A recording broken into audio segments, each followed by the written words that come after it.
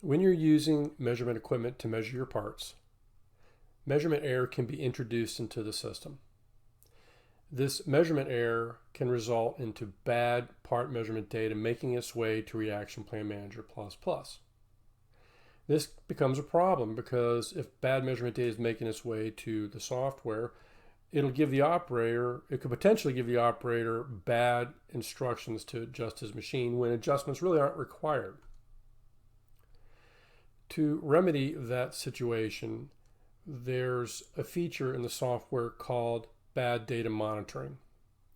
You can turn on bad data monitoring and it will inspect the measurement results to see if there's some potential problems with the measurement data. If there is, it'll give the operator an opportunity to look at the features that are bad and decide whether he wants to keep the part measurement data or discard it. If he discards it, it won't make its way to the solution. Then he can fix the situation on the measurement system, remeasure the part, and that new data, the good data, will make its way to Reaction Plan Manager++. So the nice thing about the bad data monitoring feature is it will prevent bad measurements from making its way to the data. When the part measurement data is inspected, it's compared to the nominals and tolerances. If any of the data is too far away from the nominal, that will trigger the bad data monitoring to give the operator the opportunity to accept or discard the data. In this example, you can see I'm out of tolerance. Well, let's go ahead and measure some parts and see what happens. I'm going to go ahead and measure a couple of parts. And as I'm measuring the parts, this is designed so that automatically will slowly drift the data out of tolerance.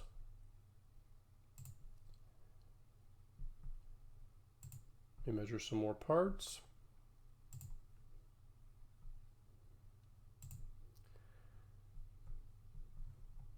So this the bad data monitoring was actually triggered, and this window appeared, and it's giving the operator an opportunity to evaluate the data and decide what he wants to do. So in this example, the data may flatness in the Tool 2 G54 P2 position triggered the bad data monitoring. So if I read the instructions, it says dimension exceeded 2 times tolerance limit, verified burrs have been removed from part. Part is properly clamped on CMM fixture, then remeasure part. If problem persists, recalibrate the CMM. Over here on the right, you'll see that it says new measurement data is available, and it gives you some general instructions. It says after inspecting the measurement results, some dimensions have exceeded the bad data monitoring limits. And then down below it says this could be caused by measurement error. If you suspect problems with the measurement system, choose discard data. Verify the measurement system is working properly, then remeasure the parts. If you would like to accept the measurement data, you can press the accept button. Otherwise, you can click on discard. So I'm going to discard this, and you will see nothing happened. No new data made its way to the solution. Let's go ahead and measure another part. This time, I'm going to accept the data. It went ahead and read the data in and processed it like it normally does. So the bad data monitoring inspected the part data, saw that it was way out of spec, and gave the operator a chance to accept the data or discard it. So how do we set up a solution to take advantage of this feature? Let's click on the edit button and make changes to this solution. Let's look at this solution and see how it's set up. To set up the bad data monitoring, it's really a two-step process. You have to turn on the global setting inside your solution so it knows to turn on and use that feature. And the second thing you need to do is set up the criteria for each dimension item. So to turn on the setting for the solution, you click on the header, and you'll notice there's a bad data monitoring selection here. It's a drop-down box. Your choices are off or preview measurement results. If you've got this checked, if you have this set to preview measurement results, that turns it on at the document level. Now the next step is to set up each dimension item to evaluate what is considered bad data. So to do that, we'll click on the Quick Dimension Edit. We'll highlight or select all the dimensions.